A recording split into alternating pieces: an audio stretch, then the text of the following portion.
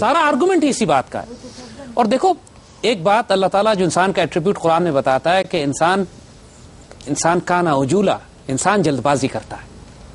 قوموں کی تعمیر سازی، انسانوں کی تعمیر سازی، فکر سازی، سوچ سازی راتوں رات 36، 30، 35 پروگراموں میں نہیں ہوتی ہے. لیکن علامہ اقبال کو دیکھو، 1906 میں انہوں نے شاعری شروع کی، 1938 میں انتقال کر گئے. 22 سال تقریباً علامہ اقبال کو ملے. Practically he created revolution. مگر اس ریولوشن کو ان کے پاس اسپرچل کنٹینٹ اتنا تھا کہ گو کے انتقال کر گئے.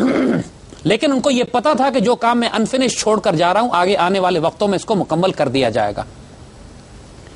جب ان سے اعتراض کیا گیا تھا نا اسی بات پہ کہ آپ کا انتقال ہو گیا، کیا کہ آپ نے کچھ بھی نہیں، تو وہ مشہور شعر ان کا کہ عشق کو فریاد لازم تھی جو وہ ہو چکی، عشق کو فریاد لازم تھی جو وہ ہو چکی، اب ذرا دل تھام کے فریاد کی تاثیر دیکھ. تو پھر فریاد کی تاثیر 1940 میں 2 سال کے بعد انتقال کے بعد آئی، جب پاکستان ریزولوشن پاس ہوتی ہے.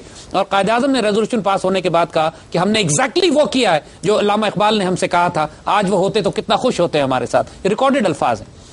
اور اس کے بعد اللہ نے مدد کی. سیکنڈ ورلڈ وار اللہ کی طرف سے آئی. دشمنوں نے اپنی چال چلی تھی، اللہ نے اپنے پلان کیے تھے. کیونکہ اگر سیکنڈ ورلڈ وار کے نتیجے میں انگریزوں کی کمر نہ توڑ دی جاتی تو کبھی بھی وہ انڈیا چھوڑ کے جانے پہ راضی نہ ہوتے. اللہ نے پھر جب ایک دفعہ مسلمانوں نے فیصلہ کر لیا کہ ہم نے پاکستان بنانا ہے، خدا نے بندوں سے خود پوچھ لیا کہ بتاؤ تیری رضا کیا. بندوں نے اپنی رضا دے دی، اللہ نے اس رضا پہ سگنیچر کر کے سٹیمپ لگا دی. پھر اللہ نے کائنات موو کی اس رضا کو اچیو کرنے کے لیے.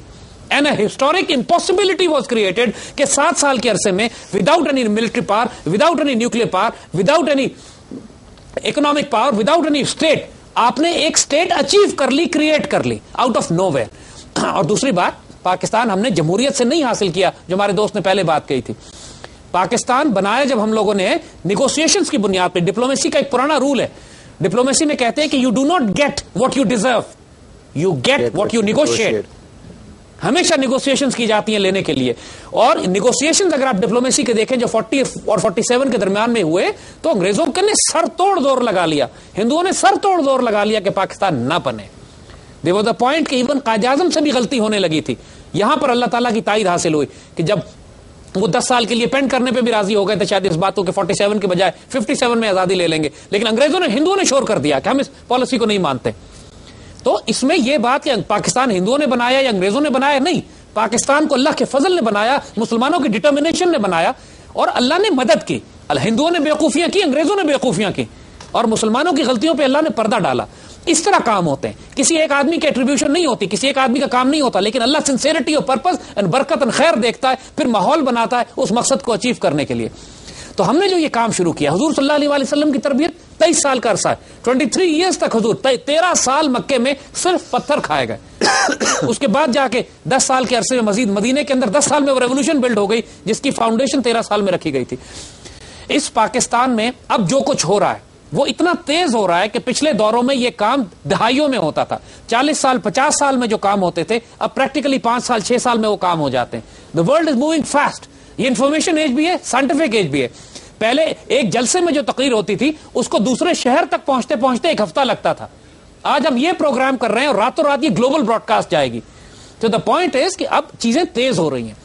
پاکستان میں نوجوان بھی بیدار ہو رہے ہیں، گلوبل سناریو پہ تیز ہو رہا ہے، امریکہ بھی کولیپس کر رہا ہے، انڈیا بھی ڈس انٹیگریٹ ہو رہا ہے. یہ کام خود بخود ہو رہے ہیں، یہ کام ہم نہیں کر رہے. جس طرح برٹش امپائر ڈس انٹیگریٹ ہوئی تھی ویسے آج امریکن امپائر ڈس انٹیگریٹ ہو رہی ہے. سوویت امپائر کو ہم نے ڈس انٹیگریٹ کیا تھا.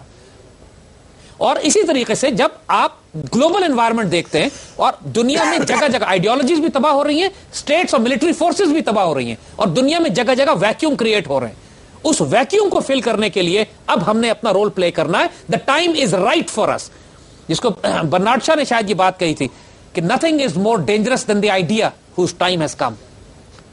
What we are telling you is the time for the idea of Islam has come. Make yourself part of it. اس موقع کو ضائع نہیں کرنا. That's all. اور اس آئیڈیا کو ایکسپلوڈ کرنے کے لیے دنیا میں جو فاؤنڈیشن ہمارے پاس ہے وہ بنی بنائی دی ہوئی ہمارے بزرگوں کی علامہ اقبال کی آئیڈیالوجی جس کے بیسس پر ہم نے پاکستان بنایا. اب اس کے بیسس پر ہم وہ پاکستان بنائیں گے کہ جو مرکز بنے گا ایک ہو مسلم، حرم کی پاسبانی کے لیے، اور لیا جائے گا تجھ سے کام اب دنیا کی امامت کا. تو وہ ایسے ہی نہیں کہا ہے، اپنے آپ کو تیار کرو اس کام کے لیے. Have the confidence and the faith کہ تم کو یہ فیصلے بھی کرنے پڑیں گے کہ فلسطین کا مسئلہ کیسے ریزالو ہوگا, چچنیا کیسے ریزالو ہوگا, مڈل ایسٹ میں مسلمانوں کی پالیسیز کیا بنیں گی, آئل اینڈ انرجی ریسورسز کس کے کنٹرول میں ہوں گے, اس دنیا میں کون سی فورسز کام کریں گی, یونائٹڈ اسٹیٹس آف اسلام کے بلاک کی پالیسیز کیا بنیں گی. یہ ہوتا ہے کام دنیا کی امامت کا. یہ کام آپ لوگوں کو کرنا ہے, آئندہ والے پاکستانی جنریشن کو کرنا ہے. اپنے آپ کو اس بڑے کھیل کے لیے تیار کرو. اس قبائلی, نسلی اور پختونستان, بلوچستان, سندھو دیش کی خرافات سے باہر آؤ. اس بات سے باہر آؤ کہ ہمیں مشکلیں, پریشانیاں, تکلیفیں, جو ہمارے بڑے کام کر رہے ہیں کرنی, یہ سارے لوگ جو کام نہیں کر رہے ہیں اس وقت وہ ہٹا دیے جائیں گے اور کام کرنے والے لوگ سامنے آئیں گے. لیکن علامہ اقبال نے بات کہی ہے, وہ صداقت کے لیے مرنے کی جس کے دل میں تڑپ, جو سچ کے لیے مرنا چاہتا ہے, پہلے اپنے پیکر خاکی میں جان پیدا کرے. اپنے اندر جان تو پیدا کرو کہ تم مرنے کے لیے تیار اور آمادہ ہو. اگر قربانی دینے پہ آمادہ نہیں ہو, جان دینے پہ آمادہ نہیں ہو, پھر دوسروں سے شکایت نہیں کرو کہ وہ ایسے کر رہا ہے اور وہ ایسے کر رہا ہے. پھر مرنے کے لیے تیار ہو جو کہ آلریڈی ہو رہا ہے. یہاں پہ اوپر سے گزرے ہیں ظالم لوگ آپ کے, اور یہ سارا کچھ ظلم کا ایک سسٹم چل رہا ہے. اسی بات کے ساتھ ایک چھوٹا سا بریک لیتے ہیں اور واپس آ کے اس ڈسکشن کو جاری رکھتے ہیں.